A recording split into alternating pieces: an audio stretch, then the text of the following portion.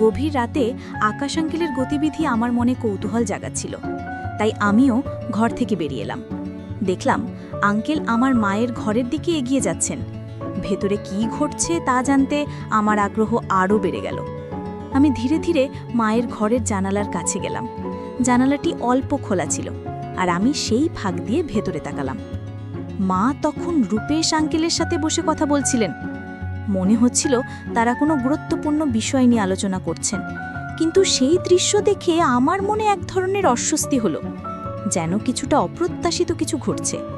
আমি দ্রুত ঘরে ফিরে এলাম, আর মনে নানা প্রশ্ন ঘুরপাক খেতে লাগলো। বন্ধুরা, আজকের গল্পটা অনেক বেশি স্পেশাল, তাই কেউ মিস করো না। আর দয়া করে গল্পগুলো ভালো লাগলে ভিডিওটি লাইক, শেয়ার এবং চ্যানেলটি সাবস্ক্রাইব করো প্লিজ। আমার মা ছিলেন অনেক সুন্দর এবং অনেক ভালো চরিত্রের অধিকারী। মা গ্রামের অনেকের বাড়িতে কাপড় ধোয়া, বাসন মাজা এবং ঘর পরিষ্কার করার কাজ করতেন।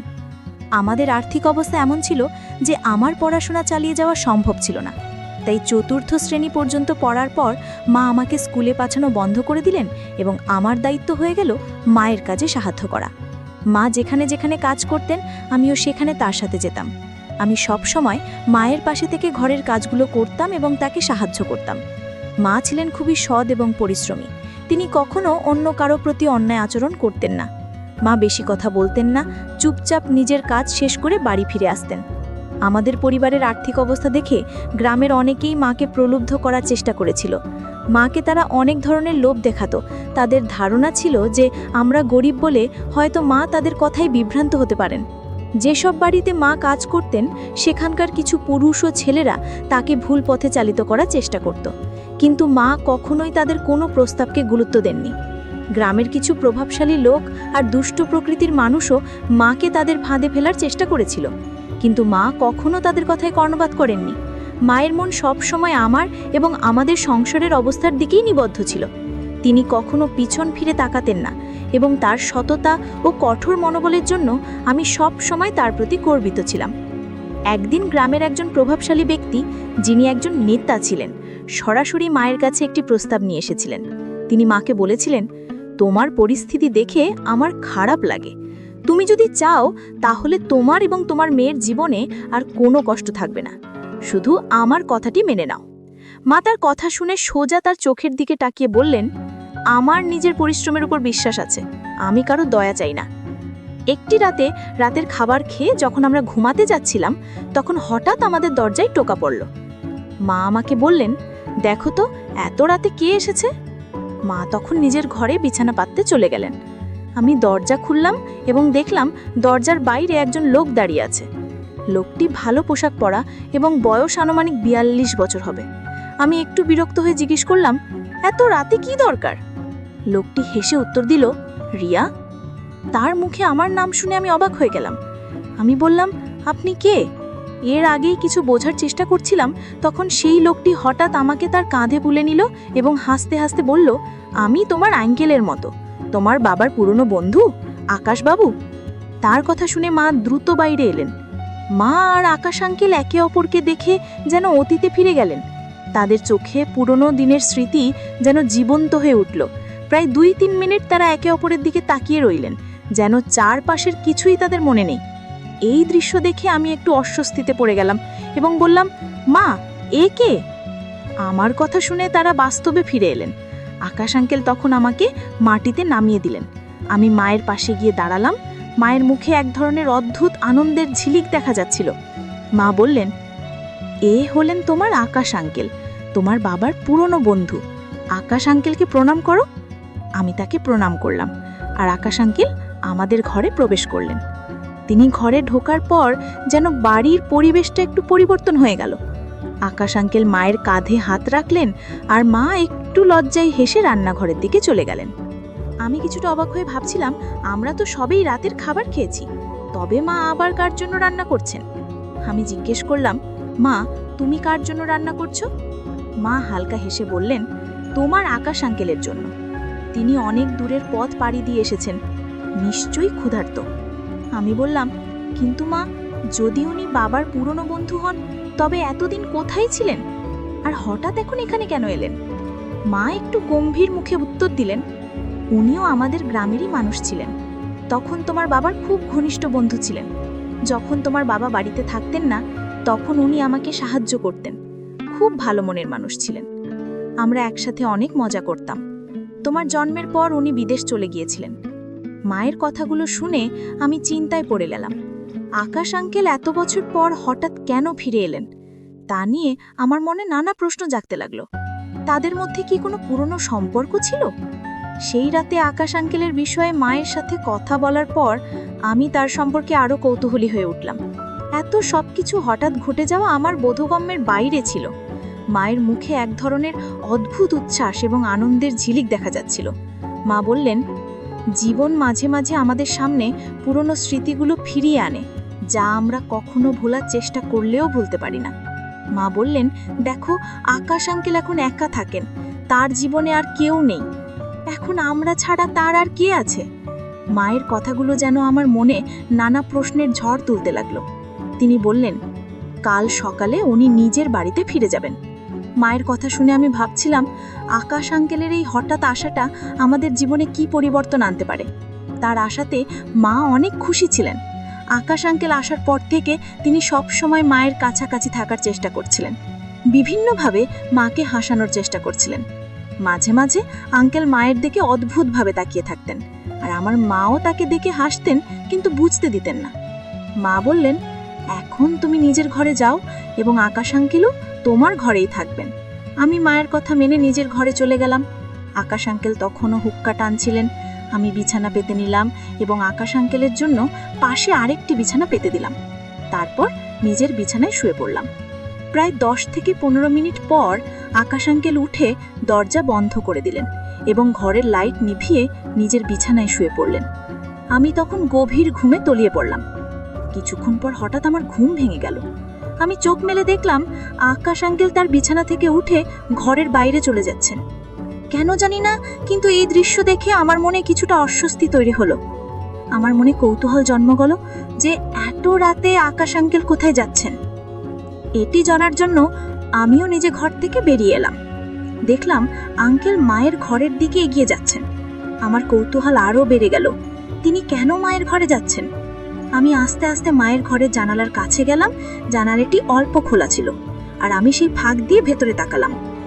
মা তখন রূপেশ আঙ্কেলের সাথে বসে কথা বলছিলেন। মনে হচ্ছিল তারা কোনো গুরুত্বপূর্ণ বিষয় নিয়ে আলোচনা করছেন। কিন্তু সেই দৃশ্য দেখে আমার মনে এক ধরনের অস্বস্তি হলো, যেন কিছুটা অপ্রত্যাশিত কিছু ঘটছে। আমি দ্রুত ঘরে ফিরে এলাম, আর মনে নানা প্রশ্ন ঘুরপাক খেতে লাগলো। সকালে ঘুম থেকে উঠে প্রথমেই আমার চোখ পড়ল আকাশ আঙ্কেলের বিছানার দিকে, কিন্তু তিনি সেখানে ছিলেন না। তখন রাতের ঘটনাগুলো আমার মনে পড়তে শুরু করলো, আর মনে একটা অদ্ভুত ভয় ঢুকে গেল। আমি তাড়াতাড়ি উঠে বাইরে এলাম। মায়ের দরজা বন্ধ ছিল, কিন্তু জানালাটি খোলা ছিল। আমি সেই জায়গাতেই বসে মায়ের ঘরের দিকে তাকিয়ে রইলাম। কিছুক্ষণ পর আমার মনে হলো যে আমি দরজার লক খোলার আওয়াজ শুনতে পেলাম, আর কৌতূহলবশত তাকিয়ে দেখলাম আকাশ আঙ্কেল মায়ের ঘর থেকে বেরিয়ে এলেন। তার পরপরই মা দ্রুত ঘর থেকে বেরিয়ে এসে সোজা বাথরুমের দিকে ছুটে গেলেন। কিছুক্ষণ পর মা আমাকে ডাকলেন এবং বললেন, আমি গোসল সেরে তৈরি হচ্ছি। এরপর আমি উঠে আকাশ আঙ্কেলের দিকে তাকালাম। দেখলাম তিনি তখনও ঘুমাচ্ছেন। আমি বাথরুমে গিয়ে গোসল সেরে তৈরি হয়ে নিলাম এবং তারপর রান্নাঘরের দিকে গেলাম। রান্নাঘরে গিয়ে দেখলাম মা রান্না করছেন এবং তিনি খুব আনন্দিত দেখাচ্ছিলেন। বোন আছে। আজ থেকে 2 বছর আগে আমার মায়ের মৃত্যু হয়েছিল, তাই আমার বাবা নিজেকে খুব একা অনুভব করতে শুরু করেছিলেন। বাবার একাকিত্ব আমি সহজ করতে পারছিলাম না, কারণ তিনি খুবই বিষণ্ণ হয়ে পড়েছিলেন, কিন্তু তিনি আমাকে খুব ভালোবাসতেন। আমি বাবাকে খুশি রাখার জন্য সব চেষ্টা করছিলাম। কিছু সময় কেটে গেলে ধীরে ধীরে বাবার স্বভাবে কিছু পরিবর্তন আসতে শুরু করলো। এখন বাবা আমার সাথে একজন বন্ধুর মতো থাকতে শুরু করেছিলেন। আমরা একে অপরের সাথে সব কথা শেয়ার করতে শুরু করেছিলাম, কিন্তু জানি না কেন বাবা আমাকে অদ্ভুত দৃষ্টিতে দেখতেন। একদিন জানি না বাবার মাথায় কি চলছিল, তিনি আমাকে বললেন, সোনালি, তোমার কি কোনো বয়ফ্রেন্ড আছে? আমি একদম ঘাবড়ে গেলাম যে বাবা এমন কথা কেন বলছেন, কিন্তু আমি বাবাকে না বলে উত্তর দিলাম যে আমার কোনো বয়ফ্রেন্ড নেই। তিনি আমাকে বলতে লাগলেন, সোনালি, তুমি আমার কাছে খুব সুন্দর লাগো, ঠিক যেমন তোমার মা দেখতে ছিল।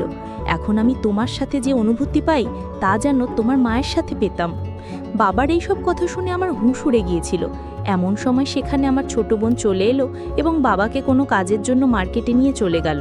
আমি বাবার সেই কথা শুনে হতবাক হয়ে গিয়েছিলাম। এখন ধীরে ধীরে আমিও বাবার ওপর দৃষ্টি দিতে শুরু করেছিলাম। এইসব ভাবতে ভাবতে কখন যে আমার চোখে ঘুম এসে গেল আমি টেরও পাইনি। যখন আমি উঠলাম তখন দেখলাম বেশ অন্ধকার হয়ে গেছে এবং বাড়িতে কেউ নেই।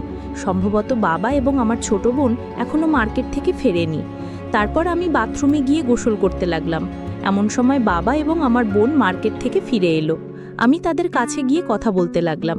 তারপর বাবা বাইরে কোনো কাজে চলে গেলেন এবং আমি বাড়ির কাজ করতে লাগলাম। আমি সারাদিন বাবার কথাই ভাবছিলাম যে তিনি আমাকে এমন কেন বললেন।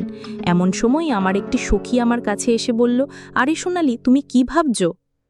এতে আমি বললাম, না কবিতা, আমি তো কিছুই ভাবছি না। তারপর আমি তাকে জিজ্ঞাসা করলাম, কবিতা, কেউ কি অনলাইনে টাকা কামানোর উপায় বলতে পারবে কিভাবে টাকা কামানো যায়? কারণ আমি চাইছিলাম যে আমি নিজে টাকা কামাই। এখন তো আমার পড়াশোনাও শেষ হতে চলেছে। কবিতা আমাকে রাগের দৃষ্টিতে দেখে বলল, আরে চল, আমাদের জন্য টাকা কামানো তো সাধারণ কথা।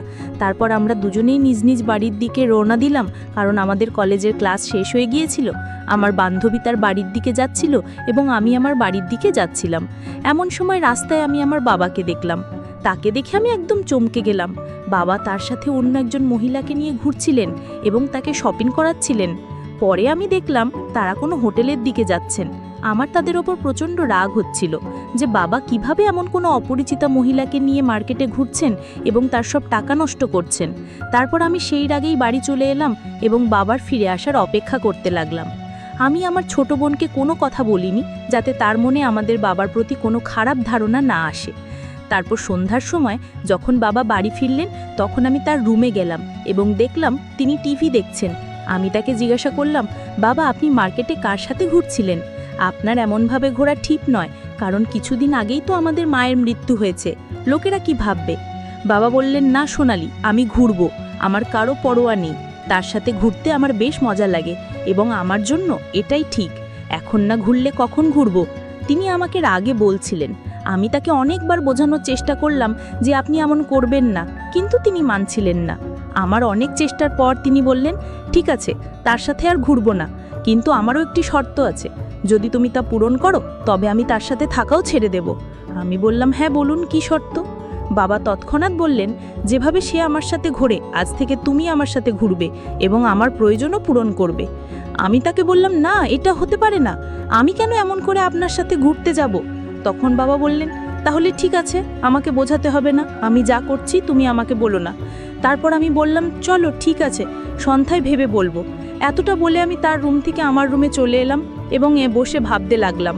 এখন আমি পুরোপুরি বুঝে ফেলেছি যে আমার বাবা আমার কাছ থেকে কি চান।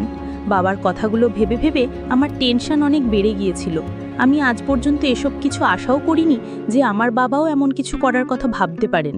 আমার মনে হয়েছিল যে আমার বাবা খুবই ভদ্র মানুষ এবং আমাদের মায়ের মৃত্যুর পর বাবা ভালোভাবে আমাদের দেখাশোনা করবেন এবং আমাদের খারাপ সময়ে আমাদের পাশে থাকবেন। কিন্তু তিনি এখন থেকেই ভুল কাজ করতে শুরু করেছিলেন। এই সব কথা শোনার পর আমি বুঝে ফেলেছিলাম যে আমার বাবা নিজের সাথে সাথে আমাদের জীবনও নষ্ট করে দেবেন। এই সব কথা ভেবে আমার হৃদস্পন্দন এত বেড়ে গিয়েছিল যে কেউ সামনে থাকলে সহজেই শুনতে পেত। তারপর আমার কয়েকদিন আগের কথা মনে পড়ল যে বাবা আমাকে কিভাবে দেখছিলেন। আমি পুরোপুরি বুঝে ফেলেছিলাম যে তিনি কি করতে চান। আমার কাছে খুব বড় সমস্যা ছিল যে এখন আমি কি করব। যদি আমি হ্যাঁ না বলি তাহলে সেই মহিলার খাতিরে নিজের সর্বনাশ করবেন এবং আমাদের জীবনও নষ্ট হয়ে যাবে। আমি বাবাকে এও বলতে পারিনি যে তিনি আমার সাথে স্বামী স্ত্রীর মতো থাকুন, কারণ দুনিয়ার চোখে তিনি আমার বাবা। তারপর হঠাৎ আমার মনে হলো যে হয়তো এই কথা ঘরের মধ্যেই থাকবে, এতে আমার ছোট বোনের জীবনও বেঁচে থাকবে এবং আমার বাবাও সঠিক পথে ফিরে আসবেন। এই সব ভেবে ভেবে আমি ঘুমিয়ে পড়লাম। তারপর যখন সকালে উঠলাম, বাবার ঘরে গেলাম। প্রথমে আমি বাবাকে অনেক বোঝালাম, কিন্তু তিনি আমার একটি কথাও শুনতে রাজি ছিলেন না।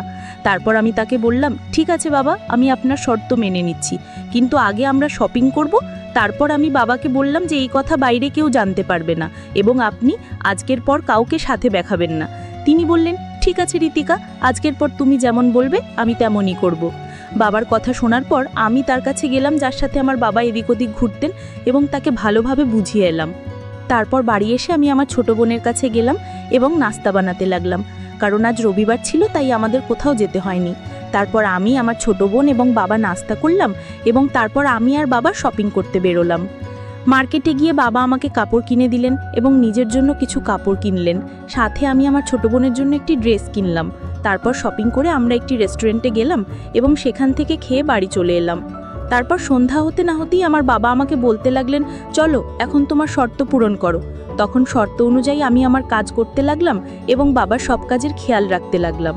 সেই দিনের পর থেকে আমি বাবার সাথে একদম স্বামী স্ত্রীর মতো থাকতে লাগলাম। আমি বাবার একদম স্বামীর মতো যত্ন নিতাম এবং তিনিও আমার একদম স্ত্রীর মতো যত্ন নিতেন। তারপর আমাদের জীবনে যা হওয়ার তা হয়ে গেল। এখন আমার বাবা বেশ খুশি এবং আমিও পরিস্থিতির সাথে তাল মিলিয়ে বদলে গেছি এবং নিজেকে খুশি রাখতে শুরু করেছি। এখন আমার বাবা অনেক বেশি সঠিক পথে ফিরে এসেছেন। তিনি কারোর সাথে ঘোরাফেরাও করেন না, শুধু অফিসে যান এবং বাড়ি এসে আমার সাথে একদম স্বামী স্ত্রীর মতো থাকেন। এইভাবে আমরা সবাই খুশি খুশি আমাদের জীবন কাটাচ্ছি। আপনারা সবাই আমাকে ভুল বুঝবেন না। আমাকে বাধ্য হয়েই বাবার সব কথা মেনে নিতে হয়েছিল, কিন্তু এতে আমার কোনো ক্ষতি হয়নি, কারণ যদি আমি বাবার যত্ন না নিই তাহলে কে নেবে? প্রায় 5 মাস পর আমার চাকরির জয়েনিং লেটারও চলে এলো এবং আমি সেখানে চলে গেলাম। এখন আমাদের পরিবারও ভালোভাবে চলছে, আমাদের বাড়িতে সবাই খুব খুশি। যদি আমি সেই দিন বাবাকে বোঝাতে না পারতাম তাহলে আর জানি না বাবা কোথায় কোথায় তার ভুল সম্পর্কগুলোকে এগিয়ে নিয়ে যাচ্ছিলেন এবং নিজের সাথে সাথে আমার আর আমার ছোট বোনের জীবনও নষ্ট করে দিচ্ছিলেন। এইভাবে আমি আর আমার বাবা একদম স্বামী স্ত্রীর মতো থেকে আমাদের বাড়িকে বাঁচিয়ে ফেলেছি। আর আগের কথা তো আপনারা বুঝতেই পারছেন, সেটা তো আপনারা সবাই জানেনই। তাই আমার প্রিয় বন্ধুরা, যদি আপনাদের আমার এই ভিডিওটি পছন্দ হয়ে থাকে তাহলে চ্যানেলটি সাবস্ক্রাইব করে ফেলুন এবং বেল নোটিফিকেশন অন করে দিন। একটি সুন্দর কমেন্ট করে জানান যে আমার গল্পটি আপনাদের কেমন লেগেছে। কাল দেখা হবে আরও একটি নতুন ভিডিওতে। ধন্যবাদ।